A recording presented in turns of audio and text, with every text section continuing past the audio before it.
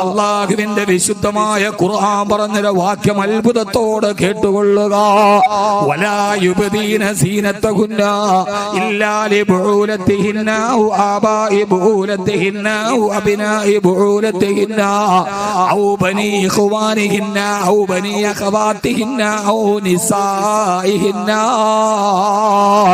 പെണ്ണേ, നിന്റെ മുഖവും മുൻകൈയും നിനക്ക് വെളിവാക്കാം. ആരുടെ മുമ്പ്?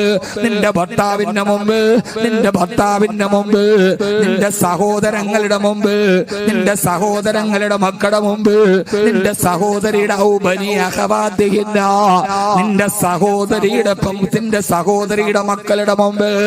അഞ്ചാമതായിട്ട് അല്ലാഹു പറയാണ്, ശ്രദ്ധിച്ചു കേട്ടോ യുവതികളെ, പഠിക്കുന്നവരെ,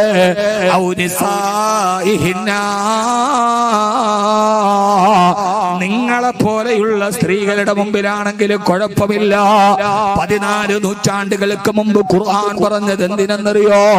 അവിടെ തഫ്സീറിൽ പറയുന്നത്, പെങ്ങളെ, നിന്നെ പോലെ തഖ്വയുള്ള, നിന്നെ പോലെ 5 വഖത്ത് നമസ്കാരമുള്ള, നിന്നെ പോലെ അല്ലാഹുവിനെ പേടിയുള്ള സ്ത്രീകളുമായിട്ടല്ലാതെ നീ സൗഹൃദ ബന്ധം പാടില്ല.